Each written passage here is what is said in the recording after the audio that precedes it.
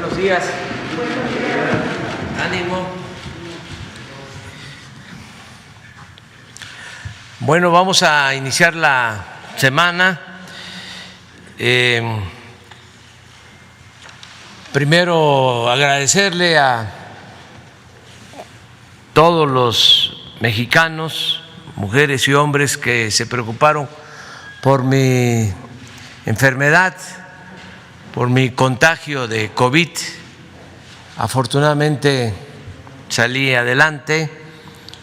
Aquí estamos para continuar luchando. Agradecer también a muchos amigos del extranjero y a todo el pueblo de México, mujeres, hombres, que expresaron su deseo de que me recuperara y de que saliera adelante. Agradecerles sus bendiciones, sus rezos, sus buenas vibras, sus buenos deseos a todos. Y como decía José Martí, amor con amor se paga. Estamos de nuevo de pie y en lucha. Vamos a continuar con la transformación, con el proceso que se inició de transformación, que es fundamental para México, el que podamos acabar con la corrupción, para que de esta manera se moralice nuestro país y podamos vivir con bienestar y con felicidad. Entonces vamos a iniciar la semana como siempre. El procurador del consumidor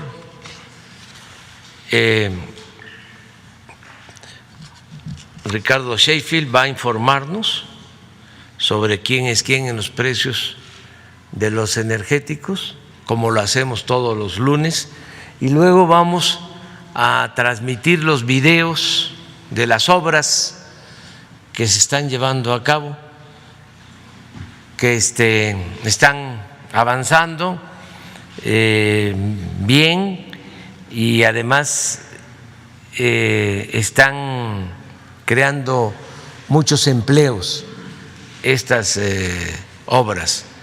Ahora que se requieren los empleos, que se requiere reactivar la economía, estos programas han ayudado también a la reactivación de la economía nacional. Vamos con los videos.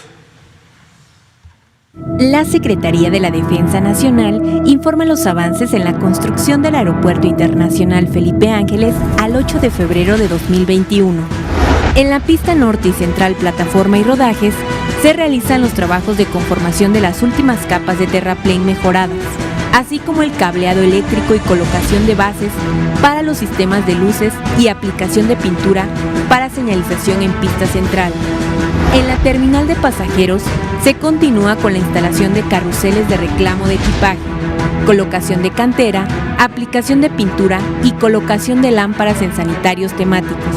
Además, se realiza la colocación de instalaciones hidráulicas, sanitarias, eléctricas y aire acondicionado.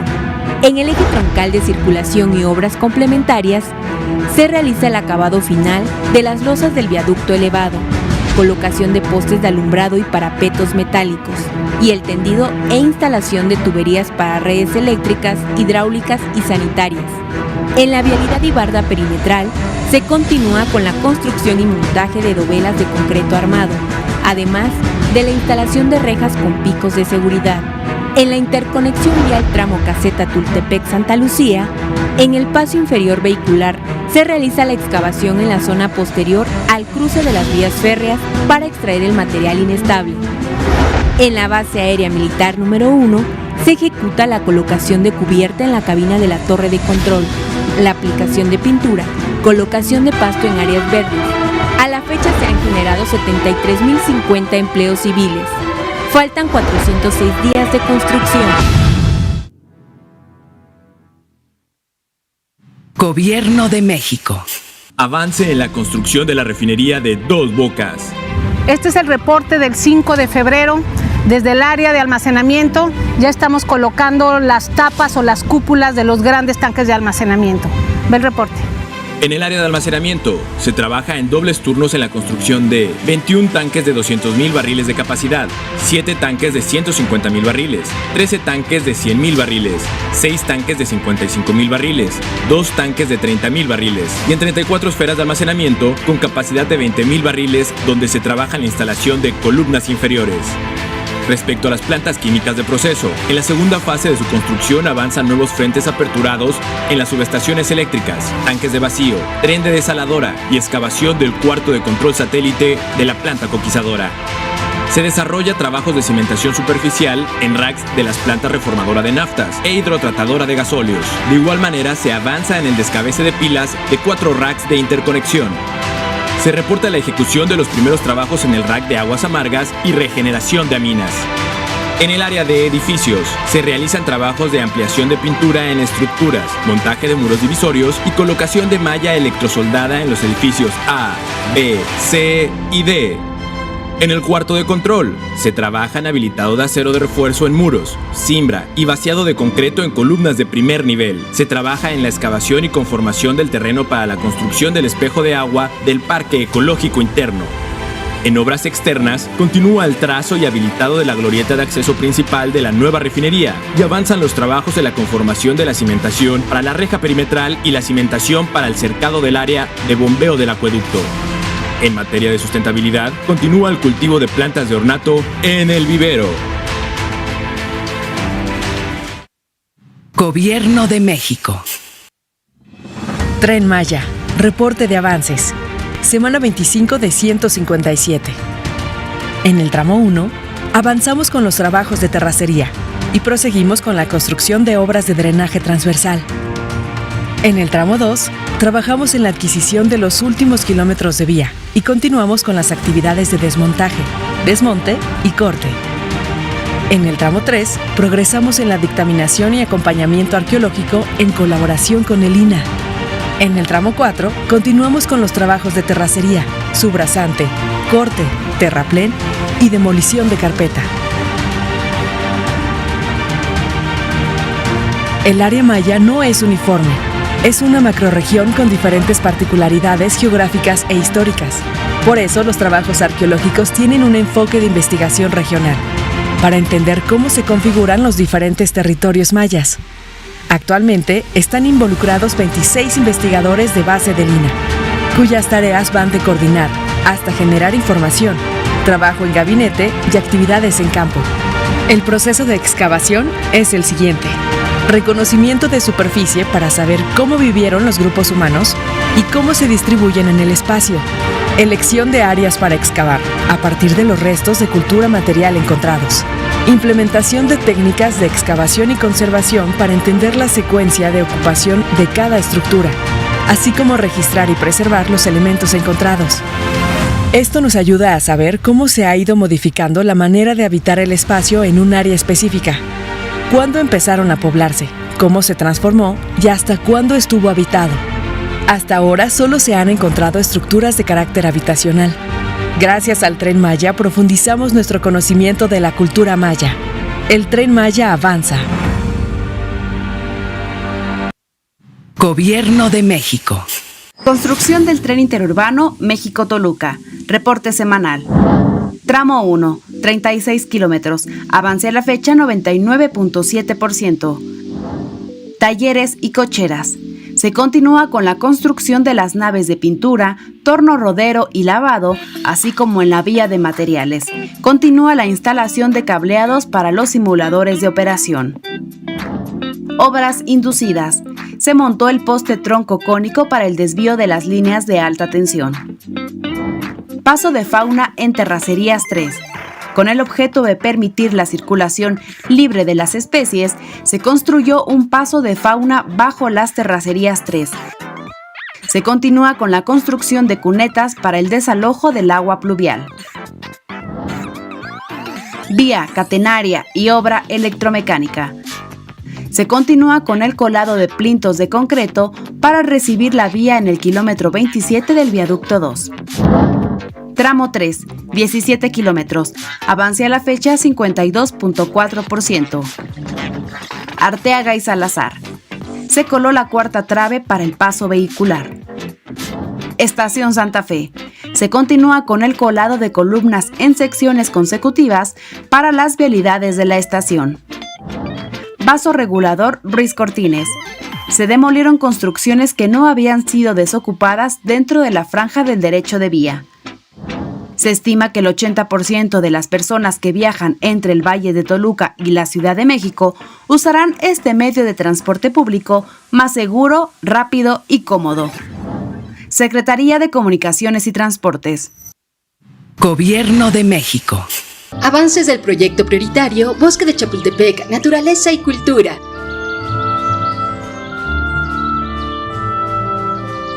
En materia de infraestructura cultural, la creación del Sencali, Museo del Maíz, no ha parado. Hasta el día de hoy se presenta un avance del 70% en la obra. Con la supervisión del INAH, se adapta el espacio del antiguo Molino del Rey para crear un espacio accesible que celebre y eduque sobre la valiosa cultura alimentaria que conservamos todos los mexicanos. Para esta adaptación, se retomó la estructura original del inmueble, mientras que se adaptan espacios para ganar más accesibilidad y servicios para el público. Se renuevan pisos, sistemas de aire, iluminación museográfica y plomería. Se rehabilita y da tratamiento a la cancelería de madera y a los elementos de acero originales del inmueble. La fachada del edificio se restauró consolidando y limpiando los elementos pétreos.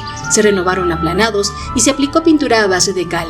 Hasta la fecha, han sido intervenidos 2.056 metros cuadrados con una inversión de 19.357.675 pesos para el proyecto ejecutivo y obra. Con este proyecto, revalorizamos la importancia de las buenas prácticas alimenticias que nos dan salud y bienestar. El Sencali, Museo del Maíz, es una celebración de nuestra cultura alimentaria, de México para el mundo. Se continúa trabajando en la calzada Molino del Rey, aledaña al Sencali. Este proyecto busca mejorar e integrar las áreas exteriores del complejo cultural Los Pinos, logrando generar un espacio que fomente la convivencia social. Se siguen interviniendo los 45.375.43 metros cuadrados del entorno. Se reconstruye el acceso vehicular y se mejoran banquetas y espacios peatonales. También se reemplaza el material preexistente para reconvertir el espacio con un enfoque integrador entre visitantes, naturaleza y cultura. Se amplía y reconstruye la oferta cultural del Bosque de Chapultepec. Más bosque para más personas. Gobierno de México. Muy bien. Vamos a empezar con el compañero. Buenos días, presidente. Diana Benítez del periódico 24 Horas. Qué gusto que esté bien, tenerlo de regreso. Si nos puede platicar, pues, cómo vivió esta enfermedad, cómo fue este periodo de aislamiento, si nos puede detallar el tratamiento que recibió, si tuvo días críticos y cuáles serían, pues, síntomas graves o que le resultaron más molestos. Si nos puede platicar un poco de esto, por favor. Bueno, primero dar gracias al Creador, a la naturaleza y a la ciencia, porque salí bien, sano. Tengo en mi mente a quienes han perdido la vida por esta terrible pandemia y por quienes sufren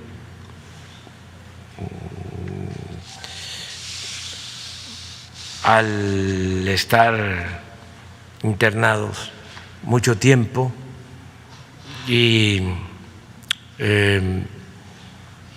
padecer de daños en el proceso de tratamiento, o sea, todo lo que significa la recuperación, lo que se conoce como post-COVID.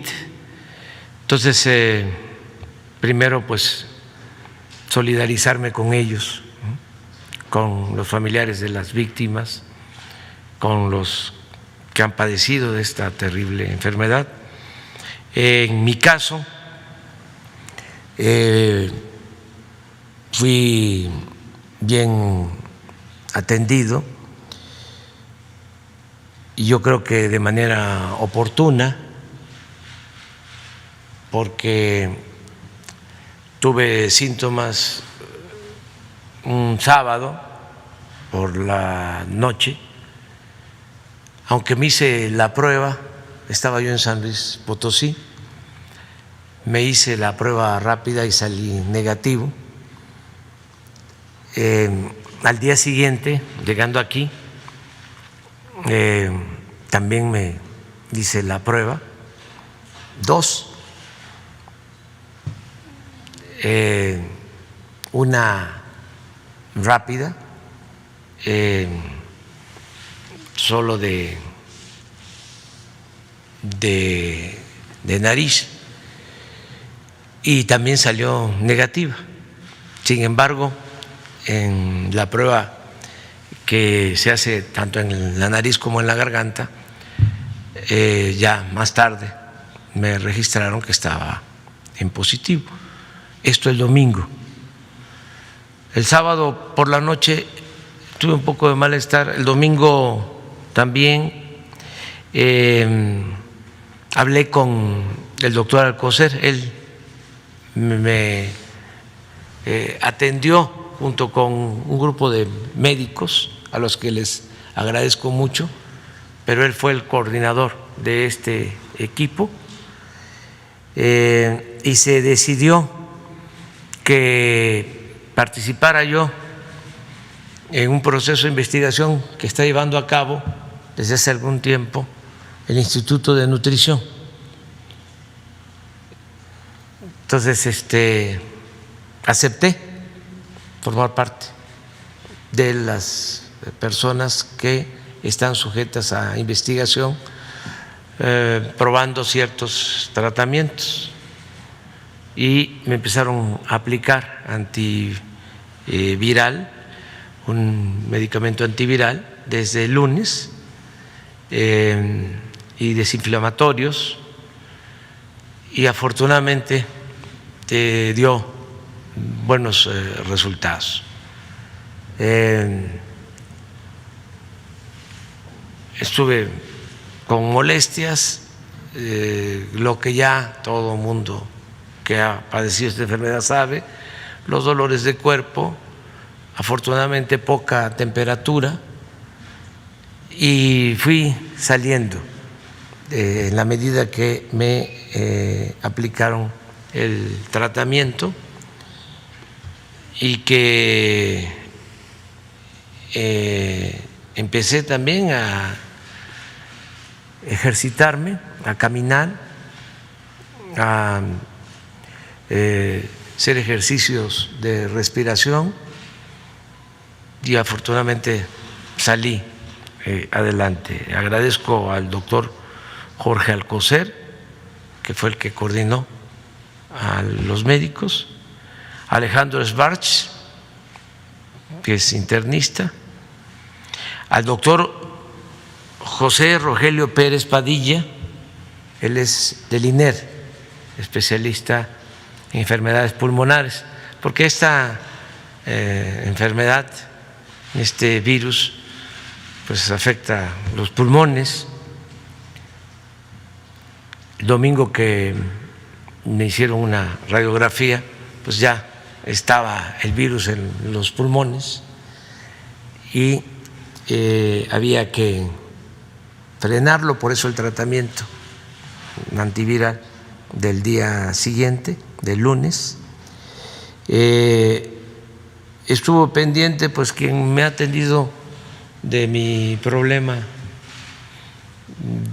de hipertensión, que me atendió cuando me dio un infarto, el doctor Patricio Ortiz, él es de cardiología, y intervino también el doctor José Ricardo Sánchez Santana de la Secretaría de la Defensa, médico militar, y las dos médicos del Instituto de Nutrición que llevan a cabo esta investigación a la que hice referencia son el doctor Guillermo Ruiz Palacios, que es infectólogo del Instituto Nacional de Ciencias Médicas y Nutrición, Salvador Subirán, y la doctora Sandra Rasmen López. Ellos llevan a cabo este protocolo de investigación.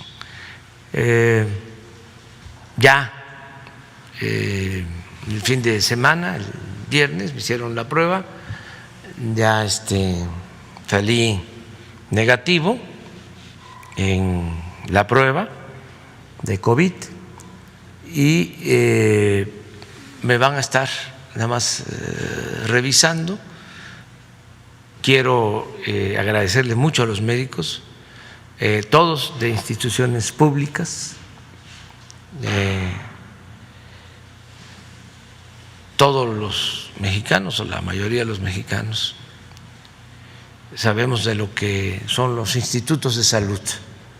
En este caso han estado ayudando mucho en la recuperación de enfermos de COVID.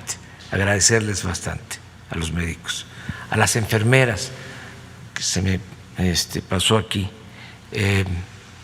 poner sus nombres porque me trataron muy bien, independientemente de su profesión. Yo tengo la dicha enorme de contar con la simpatía de muchos trabajadores de la salud y de mucha gente del pueblo. Entonces, sí me dieron un tratamiento, vamos a decir, especial por el afecto, por el cariño con que me trataron. En una segunda pregunta, presidente, usted había comentado que se vacunaría hasta que le tocara en el esquema diseñado por la Secretaría de Salud. Con esta experiencia, ¿adelantaría su proceso de vacunación y si elegiría dentro del catálogo que vendrá a México entre la Pfizer, la rusa o CanSino? No, mire, una autoridad tiene que dar el ejemplo. No es posible que por ser presidente o tener el cargo más importante de la República se actúe en una circunstancia como esta con influyentismo, dando el mal ejemplo de que como soy el presidente a mí me tienen que vacunar primero. No. Tenemos que pensar en la igualdad. Todos somos iguales y la autoridad es la más obligada a actuar de manera consecuente. No se puede estar diciendo una cosa y haciendo otra. Entonces, cuando me corresponda, además ahora que ya tengo anticuerpos, tengo que consultar cuándo sería conveniente vacunarme, porque todo indica que cuando uno padece del COVID ya tiene uno durante algún tiempo, que todavía no se sabe a ciencia cierta cuánto tiempo, pero se tiene pues una protección, se tiene anticuerpos. Entonces voy a esperar cuando me corresponda. Lo que sí puedo decir es que mientras estuve en recuperación, pues estuve también pendiente de que se consiguieran las vacunas,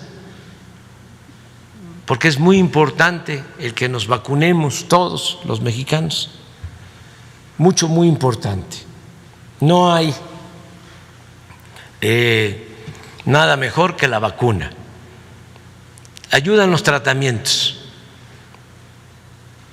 y se ha avanzado para que si se atiende uno a tiempo pueda uno salir adelante que no se agrave el paciente, el enfermo. Se puede con los tratamientos y se ha avanzado mucho, pero lo mejor es la vacuna. Entonces, estamos desde hace meses haciendo acuerdos, convenios con farmacéuticas, con gobiernos, y estamos avanzando. Ahora se logró que el gobierno de Rusia, hablé personalmente con el presidente Putin, nos garantice que la vacuna que ellos están produciendo sea utilizada en México. Ya firmamos un acuerdo, de modo que vamos a tener vacunas suficientes de las que están produciendo en Rusia. Lo mismo hicimos con el gobierno de China. Tenemos ya un acuerdo con ellos. Le agradezco al embajador de China en México porque hablamos en 2 ocasiones en estos días para sellar el compromiso de la utilización de 2 vacunas de China en México. Se logró también el que se reinicie el envío de vacunas Pfizer a partir del día 10 de este mes. Ese fue el compromiso. A más tardar el 18 de febrero, del 10 al 18 de febrero, tendríamos de nuevo vacunas Pfizer. La vacuna AstraZeneca ya se está produciendo en México, se está envasando en nuestro país y también vamos a contar con las dosis suficientes. ¿Cuál es el propósito? Que logremos, aún en una primera dosis, vacunar a todos los adultos mayores del país a finales de marzo. Seguimos sosteniendo ese plan, que podamos vacunar a todos los adultos mayores de 60 años a finales de marzo, aún con una primera dosis, y terminar de vacunarlos en segunda dosis en abril. Ese es el propósito. Al mismo tiempo, ir vacunando maestros para el regreso a las clases presenciales. Lo que hicimos ya en Campeche, tan luego venga la vacuna Pfizer, otro envío de la vacuna Pfizer, terminamos de vacunar a los médicos de Campeche y ya podemos pensar en el reinicio a clases en Campeche. Esto a la vez que podamos en Campeche también vacunar a los adultos mayores de ese estado. Y así vamos a estar avanzando. Hasta ahora hemos podido resolver todos los obstáculos. Se está trabajando de manera coordinada, son varias dependencias del sector público, de lo que tiene que ver con salud, los órganos de regulación como la COFEPRIS, nos está ayudando mucho la Secretaría de Relaciones Exteriores, desde luego la Secretaría de Salud y el ISSSTE y el Seguro Social y Birmex y todas las dependencias trabajando de manera coordinada para conseguir las vacunas, porque no es nada más hacer la solicitud y tener los recursos que afortunadamente tenemos, el presupuesto para 140,000 dosis, tenemos presupuesto, no hay escasez de recursos, no hay escasez de dinero.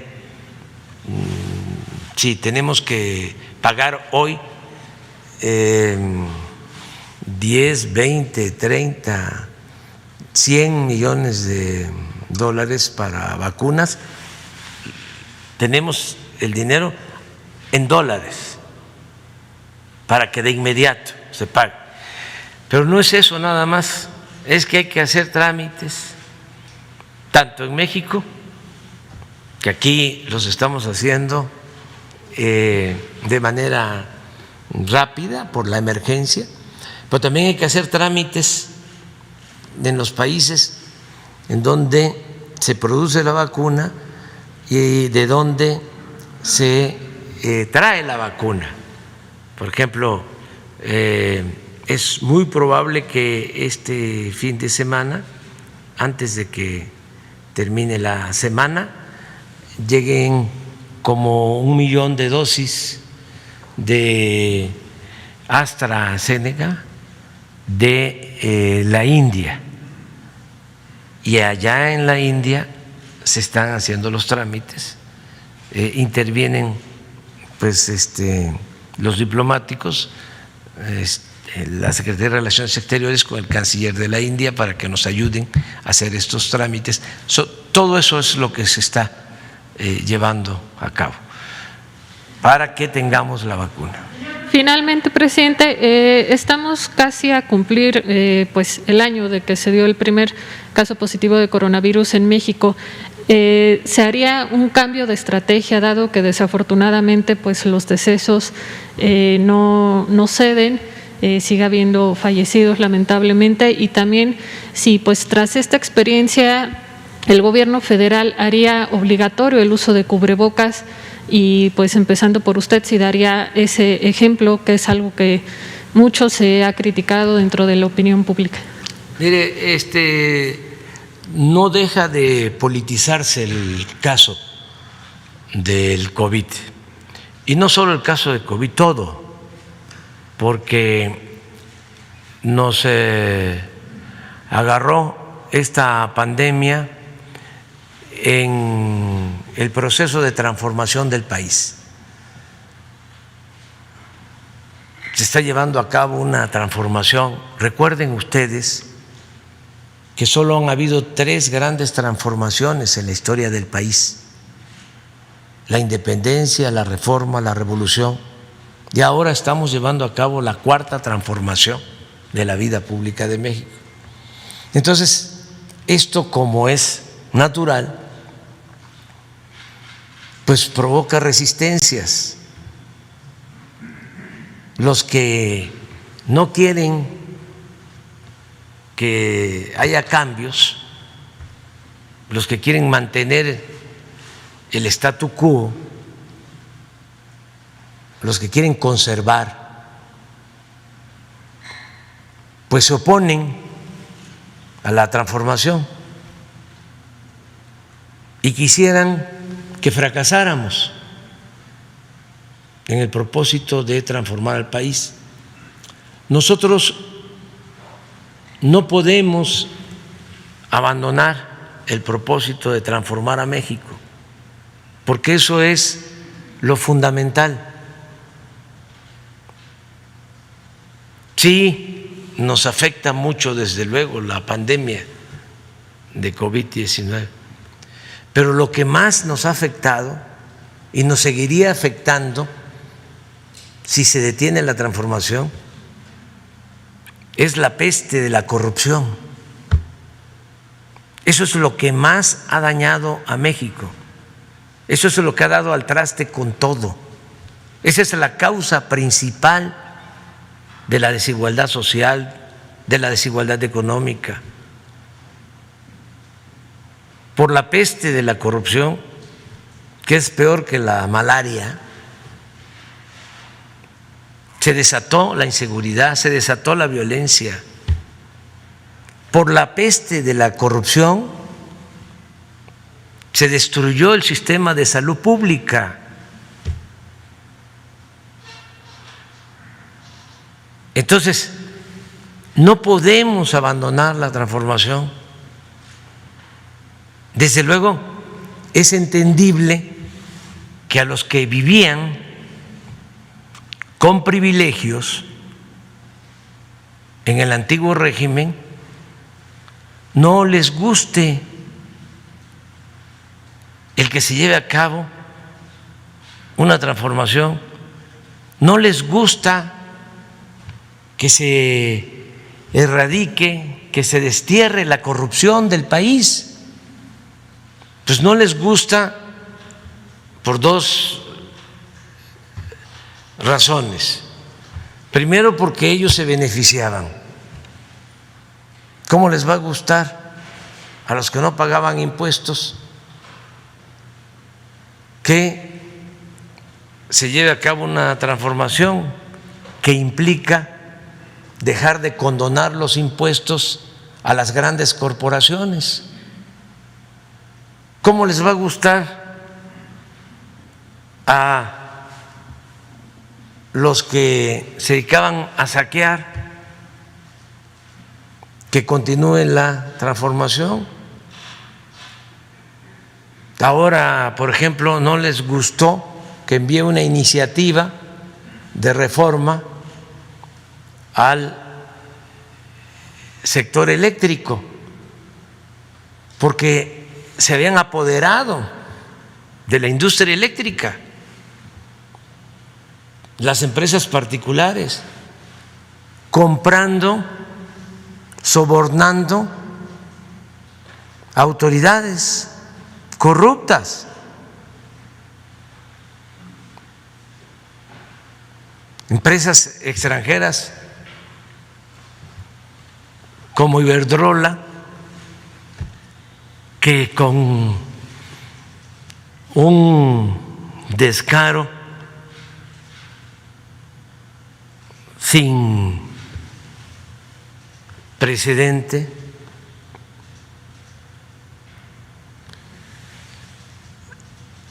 contrata a la secretaria de Energía y la convierte en su empleada, y contrata a un expresidente como consejero de su empresa, mientras recibían contratos jugosísimos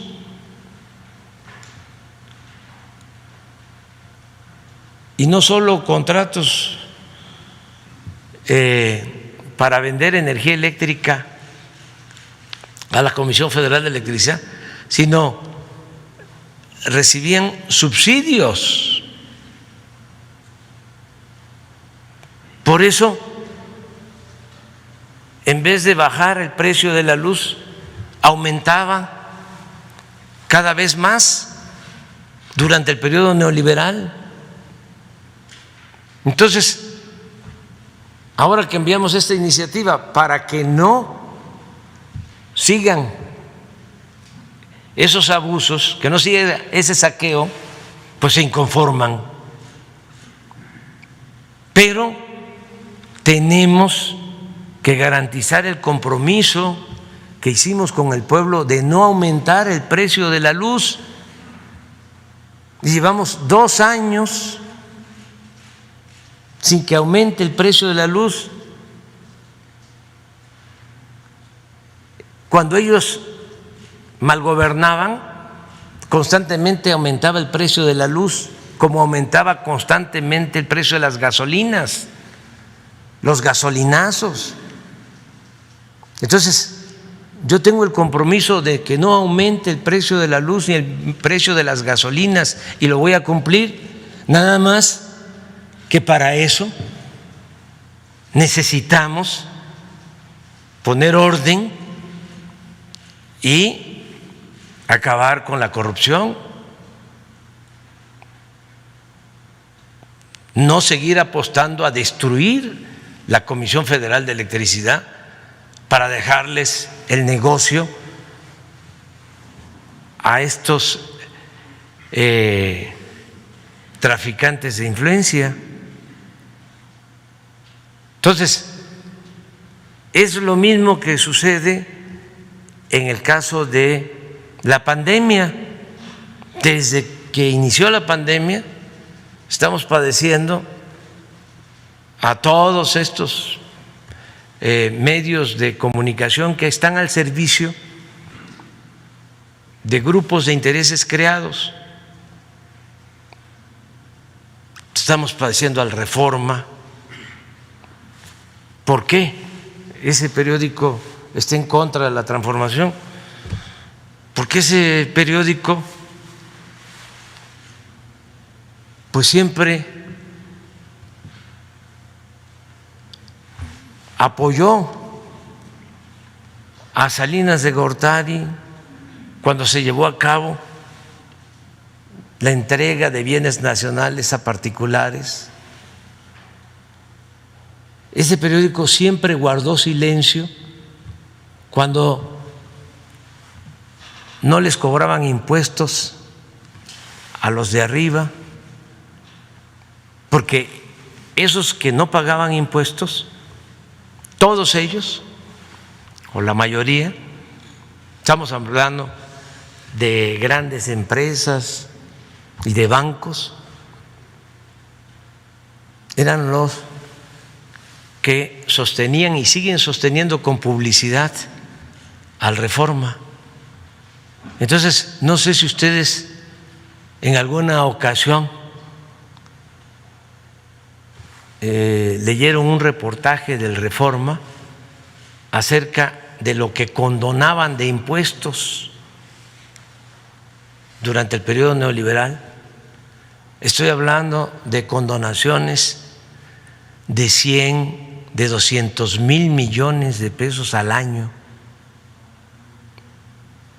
Una gran injusticia, porque obligaban a pagar impuestos a todos los mexicanos, a los campesinos que tenían que pagar el IVA cuando se compra una mercancía, a los obreros, a los profesionales, a los pequeños, medianos empresarios, pequeños, medianos comerciantes, pero los de mero arriba no pagaban impuestos o les devolvían los impuestos. Entonces, ni un solo reportaje del Reforma sobre esto. Entonces, por eso le molesta al Reforma y a sus escritores lo que hacemos. No están de acuerdo con la transformación.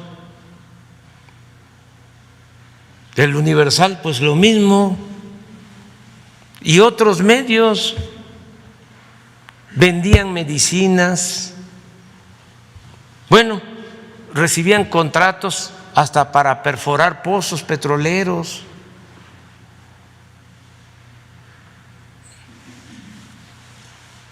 Se quedaron con los contratos de privatización de los reclusorios. Les hablábamos hace poco de 8 reclusorios que se tienen que pagar por los servicios a esos 8 reclusorios 16,000 millones de pesos al año. 3,500 pesos se les paga por recluso, aunque no esté lleno el reclusorio. 3,500 pesos diarios por recluso. ¿Y quiénes son? Dueños de medios de comunicación. Entonces, con el COVID, pues desde el principio, yo recuerdo que hubo un periodista que dio por fallecido a un señor que afortunadamente vivió un tiempo más, pero hizo todo un escándalo hablando de que era el primer fallecido del COVID y no había fallecido afortunadamente el señor. Un periodista de estos famosos. Ahora que salía a decir de que estaba yo bien, porque ya me daban por grave, inventando cosas, un periodista de estos salinistas que tenía parálisis, sí, y salgo en la escalera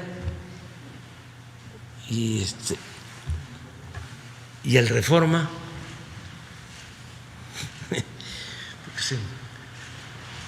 no me abroché bien el traje y aparecía así, dice,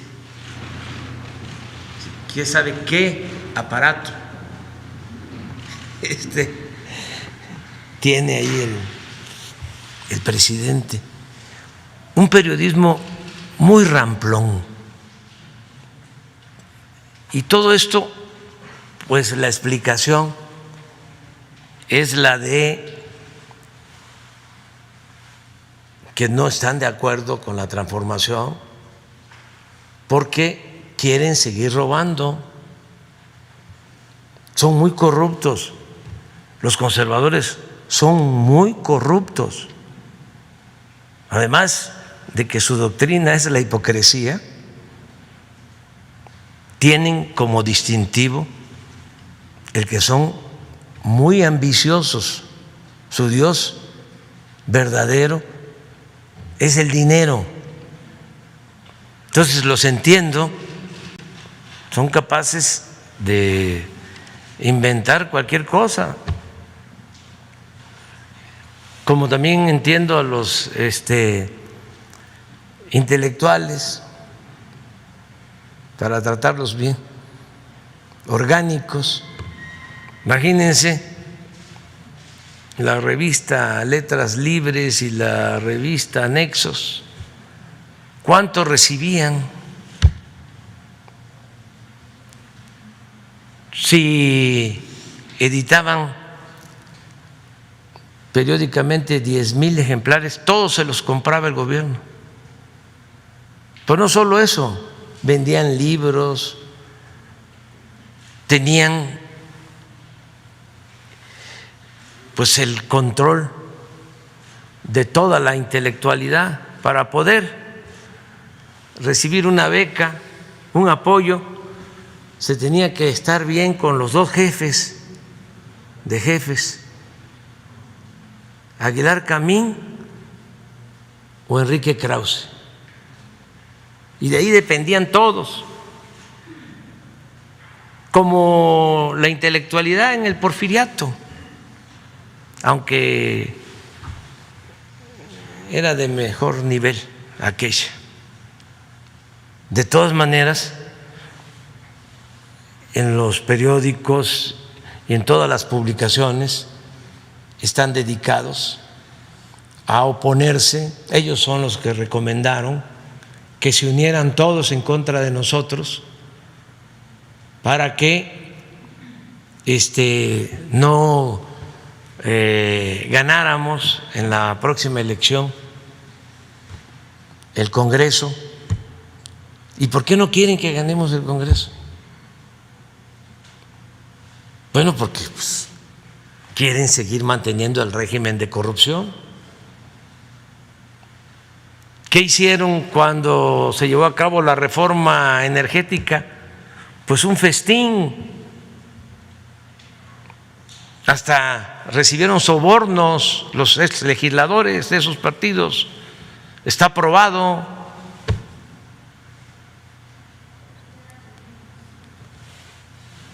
Entonces eso es lo que quieren. Hace poco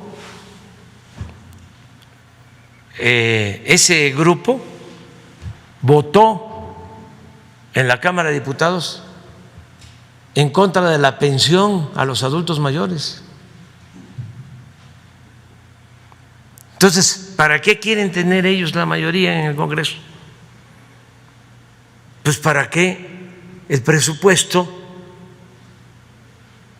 siga destinándose a las minorías y que no se le apoye a la gente necesitada, al pueblo. Para eso quieren ellos tener la mayoría. Eso es lo que está de por medio. Bueno, ¿por qué me enfermé? Pues, primero porque no me vacuné, no abusé. Pude haberme vacunado. Hay jefes de Estado, presidentes que se han vacunado, han sido de los primeros. Nada más que eso no lo dice la prensa conservadora, la prensa fifí. Al contrario, hasta les aplauden. ¿Y cómo es que se vacunan esos jefes de Estado, esos presidentes, esas personalidades? Con el pretexto, la argucia de que de esa manera ellos dan el ejemplo para que la gente, fíjense, la triquiñuela, para que la gente tenga confianza y no le tema a la vacuna.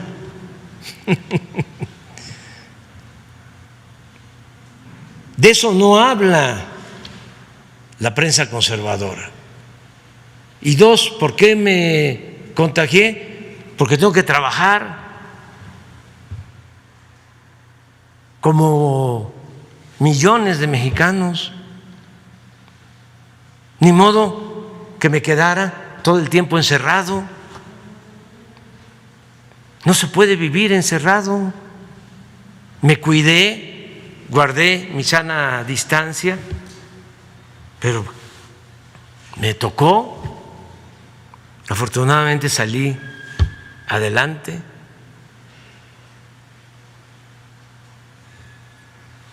Entonces, los vamos a seguir enfrentando. Vamos a seguir luchando por la transformación del país, porque la crisis sanitaria y la crisis económica las vamos a vencer, las dos crisis. Y no solo eso, vamos a llevar a cabo o vamos a consumar la obra de transformación de México.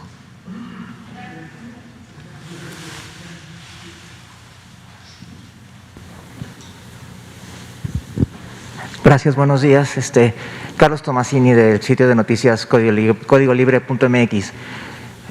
Voy a redundar un poco en la pregunta de la colega para tener una respuesta concreta.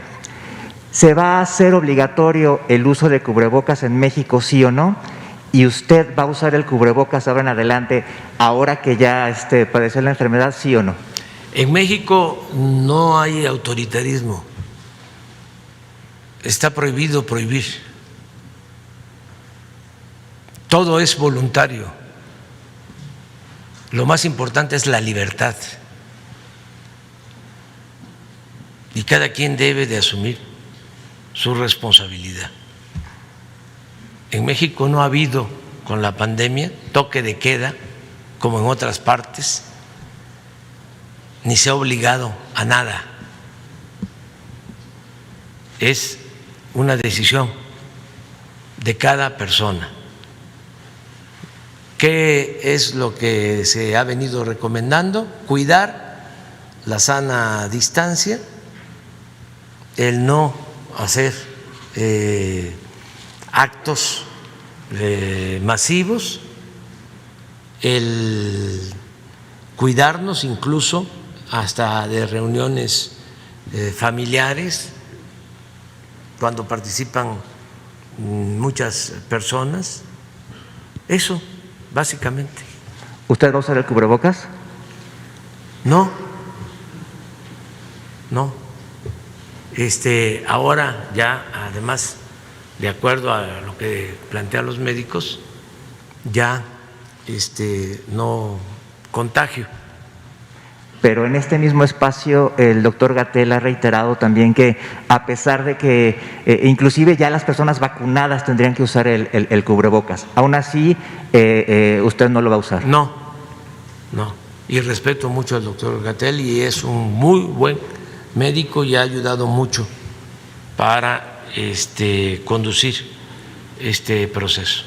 Perfecto. La segunda pregunta, ya también planteó ahorita las negociaciones que se tienen que hacer para adquirir la vacuna y demás. Mencionó que el fin de semana llega un cargamento de 1 millón de vacunas, etcétera. Sin embargo, hoy, a 10 de febrero, todavía no se ha avanzado en el tema de las vacunas como se debiera. Hace 2 semanas que fue la llamada con el presidente Putin, pues en 2 semanas tampoco hemos tenido la vacuna aquí en México, y pues si para finales de marzo se plantea que estén vacunados todas estas personas de la tercera edad, tendríamos alrededor de 1 mes y medio para cumplirlo. Y ayer aquí también se mencionaba que solamente está registrado el 25% de las personas que tendrían que estar registradas. ¿Cómo se va a hacer para revertir esos números? Y pues se tendría que hacer en un tiempo récord. Trabajando todos los días y con una actitud positiva, no con el deseo de que fracasemos, sino buscando resolver los problemas, superar todos los obstáculos, porque además se trata de salvar vidas. Entonces, la mayoría de la gente está en ese plan, o sea, muy positivos, optimistas. El pesimismo, ¿sí?, y lo negativo tiene que ver con los grupos de intereses creados, tiene que ver con los corruptos que quisieran que nos fuese mal para que ellos regresaran por sus fueros. Así de claro. Entonces, estamos haciendo todo para que tengamos la vacuna a tiempo, que se proteja a la gente, es lo que más nos importa.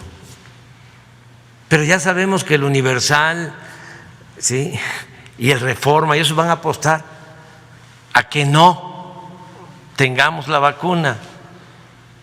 O Krause, que va a estar diciendo que en Estados Unidos se vacunan a 1 millón, 1,5 millones de personas diariamente y que nosotros vacunamos a 3,000. Van a estar en ese plan negativo de poca objetividad, muy en la línea del periodismo deshonesto, para decirlo con más claridad, del AMPA del periodismo. O sea, porque ¿cómo no se van a dar cuenta? Se supone que son gentes informadas, y además objetivas y profesionales, independientes, que en Estados Unidos tienen el control de todas las vacunas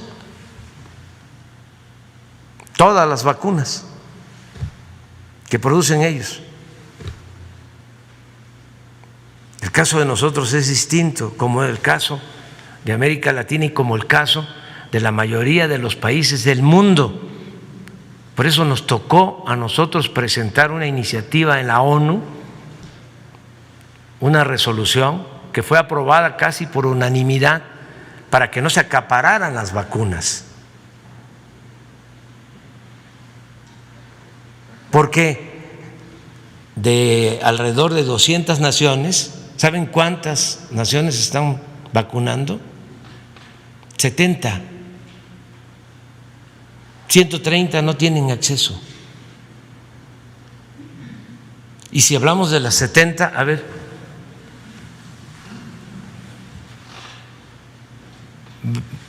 esto es muy importante que se sepa.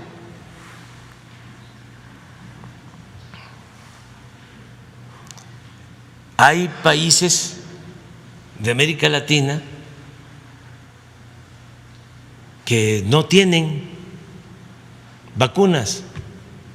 Guatemala no tiene vacuna, El Salvador no tiene vacuna, Belice no tiene vacuna, Honduras no tiene vacunas.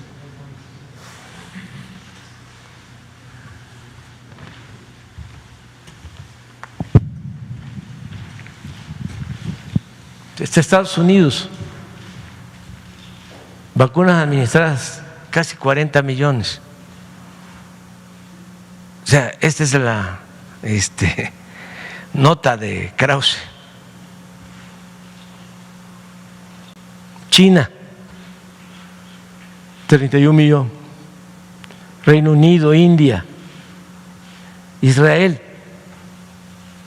que de acuerdo a su población, junto con Emiratos Árabes, son los que más han vacunado.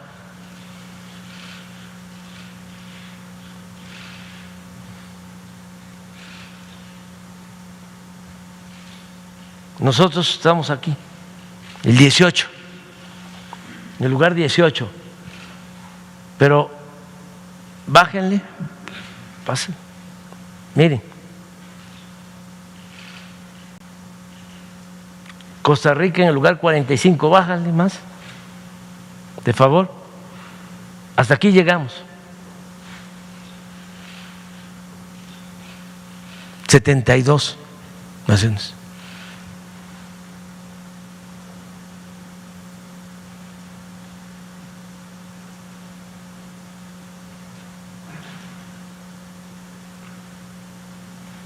Miren, Ecuador, Bolivia. Entonces, tenemos que buscar que haya una mejor distribución de las vacunas. Y en eso estamos, porque como los conozco, aunque se disfracen, ya sé por dónde vienen. Ahora van a estar, dale y dale, de que dónde están las vacunas. Van a llegar las vacunas. Van a llegar. Muy bien. ¿Qué tal, presidente? Muy buenos días. Preguntarle si con esta alta que le dieron los médicos, usted ya puede hacer sus actividades al 100%, es decir, ir a las giras los fines de trabajo, fin de semana, incluso pues irse a jugar béisbol. ¿Cuál es su situación en ese sentido? Pues tengo que seguir en las actividades.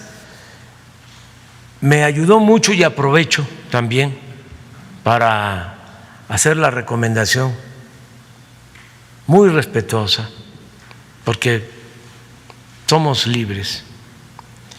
Creo que es fundamental el ejercicio físico. Se resiste mejor, no solo esta pandemia, cualquier enfermedad. Entonces, yo siempre hago ejercicio, practico béisbol. Entonces, unos días antes que me infectara, estaba yo macaneando, o sea, con todo, muy bien. y caminando y haciendo ejercicio. Eso ayuda mucho. Y lo otro, la alimentación, pero no comer cosas necesariamente caras, sino comer sano, no comer productos chatarra. Tenemos que mejorar la salud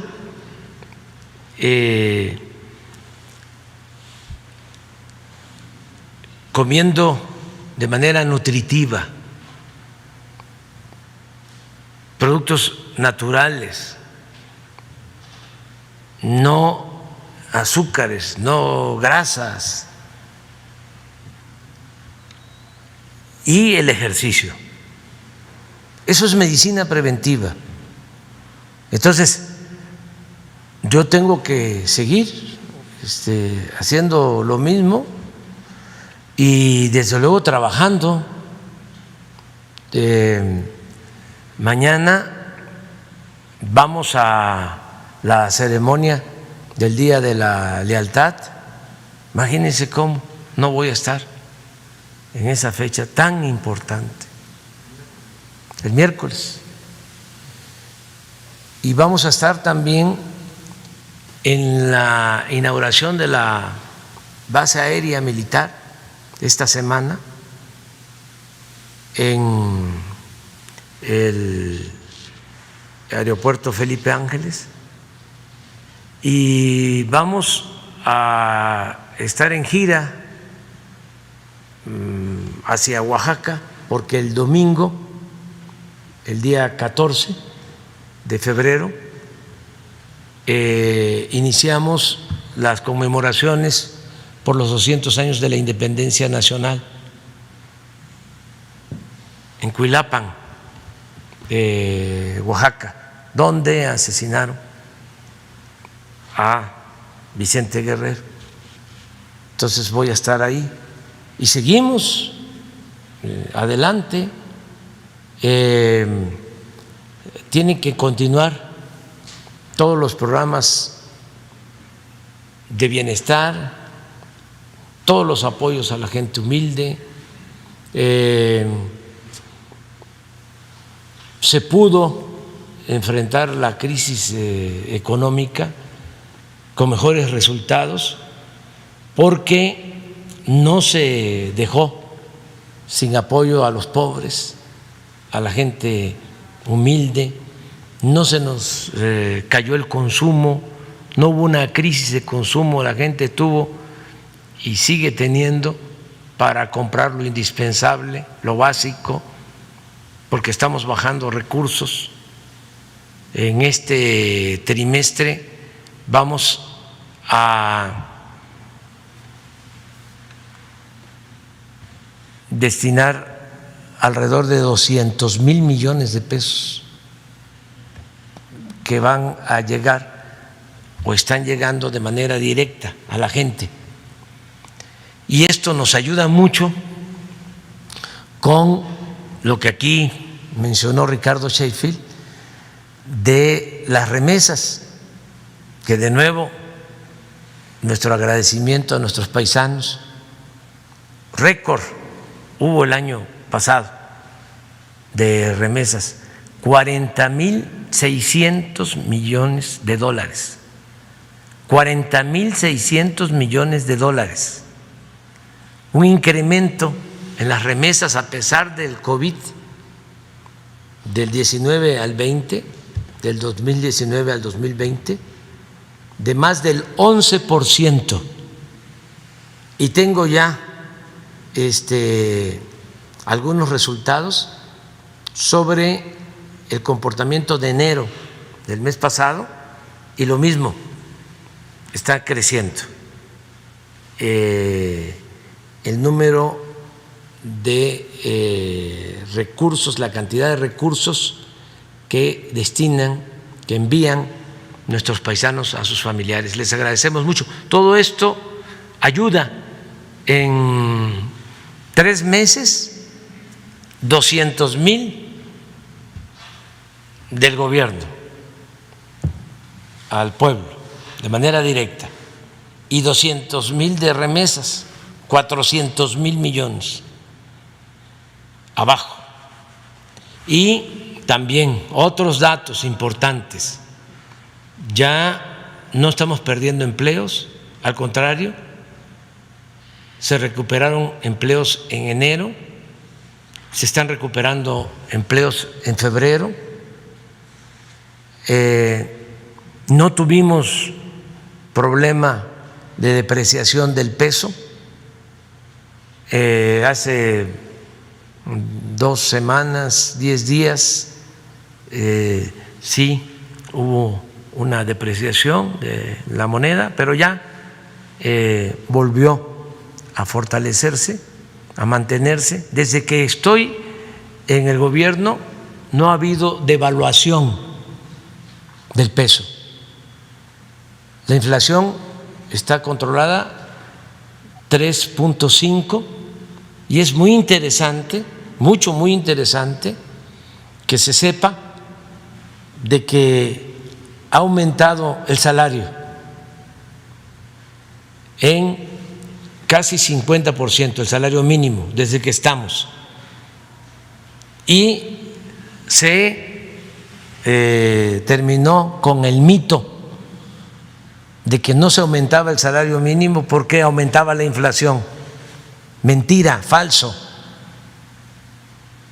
Así como engañaron los tecnócratas en muchas cosas, engañaron en eso, de que si aumentaba el salario, se incrementaba la inflación, y no es cierto. También las reservas del Banco de México, récord. Tenemos finanzas públicas sanas, no hemos recurrido a deuda como se hacía anteriormente cada vez que había una crisis, a contratar deuda nueva. Entonces, por eso estoy optimista y vamos a salir adelante. Sobre el tema del consumo, también el INEGI debe conocer que sí afectó la pandemia el tema del consumo de los mexicanos. ¿Ahí qué datos usted tiene, datos oficiales? Pues tengo los datos, si quieren ahora los ponemos. A ver si no están los datos de el SAT, lo que reportan las tiendas de venta. Ahí no hay pierde. Y los tengo aquí en la cabeza, los datos. En 2019, las tiendas de autoservicio, esto es Chedraui, Walmart, Soriana, etcétera, etcétera, todas, en 2019 vendieron 115,000 millones de pesos, 2019, y en el 2020 vendieron 125,000 millones de pesos, 6% más en términos reales. Entonces yo no sé cuáles son los datos del INEGI, pero los que tengo son los del SAT. A ver, por favor, aquí está, mire, no me equivoqué.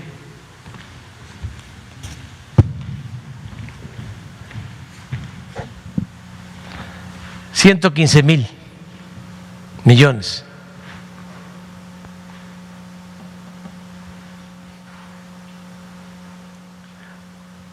Pero es enero, perdón. 115,000 millones en enero del 19, del 20. Y 125,000 en enero del 21. 6.1.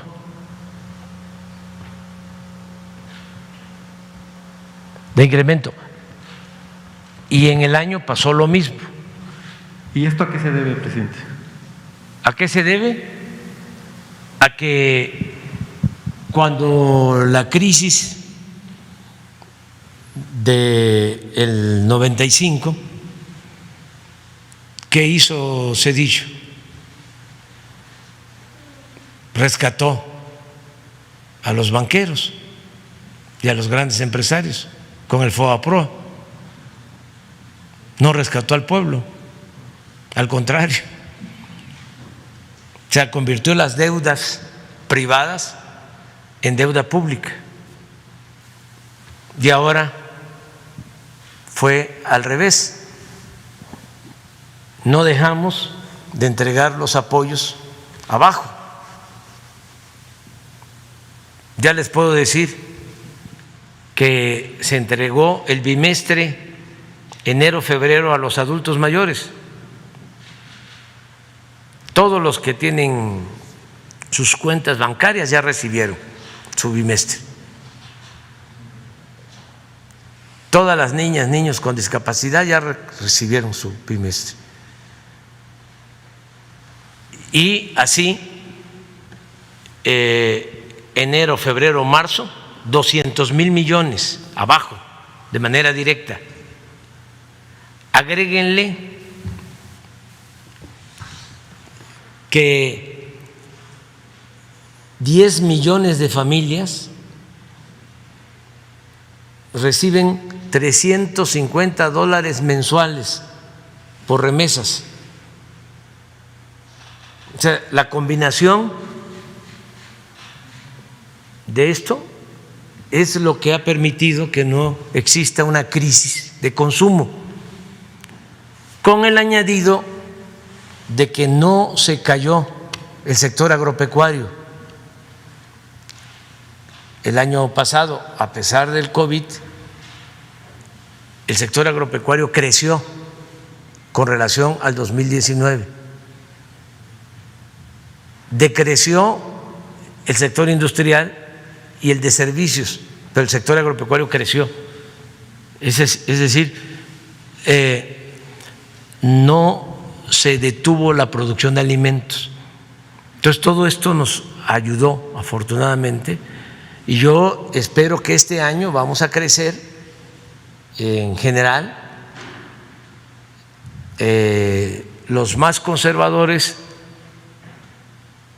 hablan de 3.5 de crecimiento.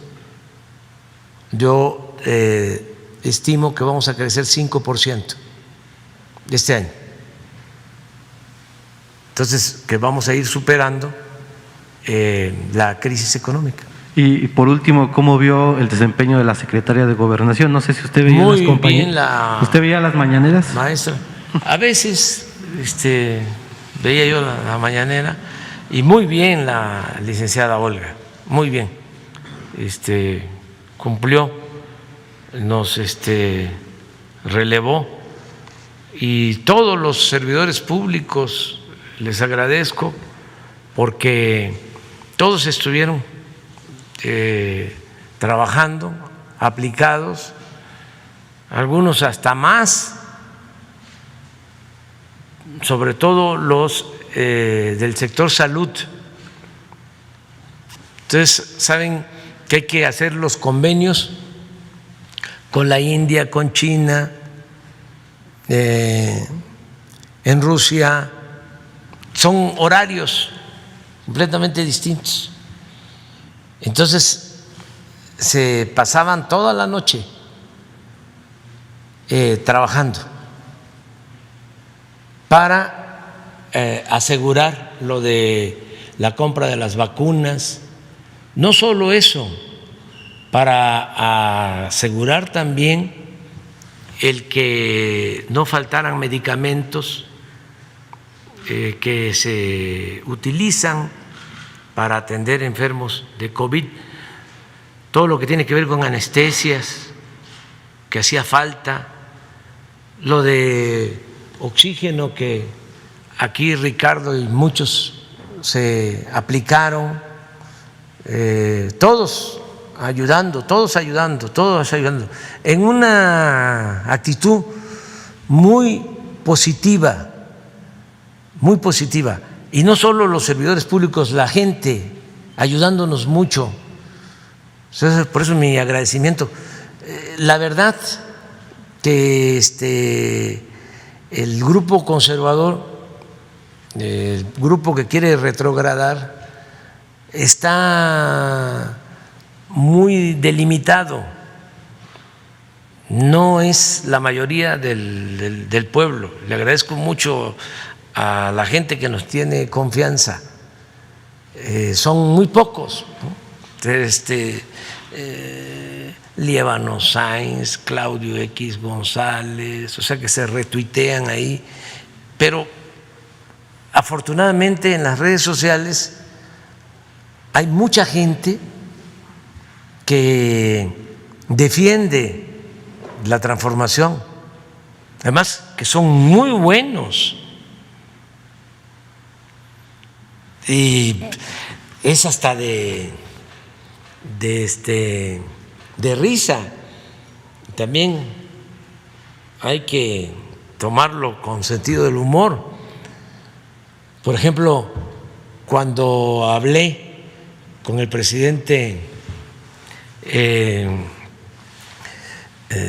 Putin y se llegó al acuerdo de que nos van a enviar la vacuna, la Sputnik V, inmediatamente empezaron a hablar de que nos iban a poner un chip,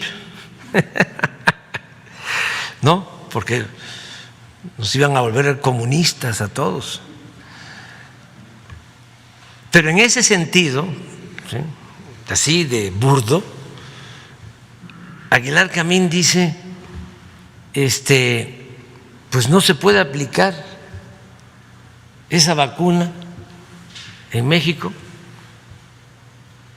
porque es una vacuna rusa, solo se puede aplicar en Rusia. Y entonces empiezan a decirles, pues sí, entonces la tampiqueña nada más la pueden comer los de Tampico. Pero todo esto, ¿sí?, por su coraje irracional. Me decía uno de estos médicos, pues yo pensaba que era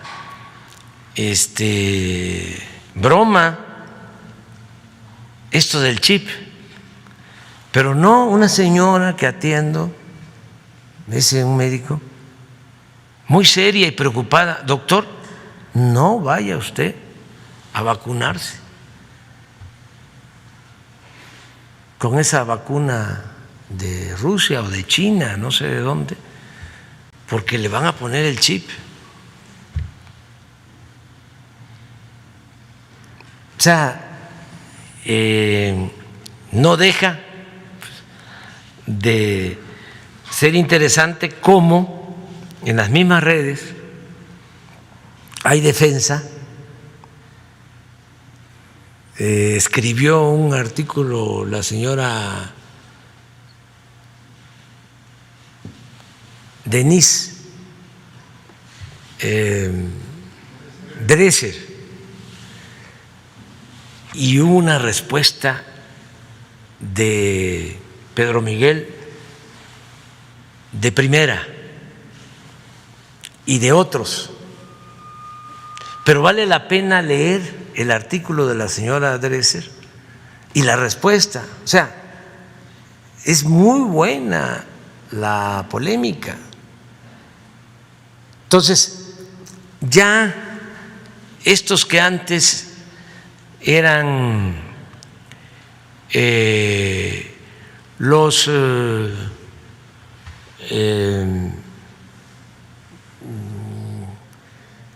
famosos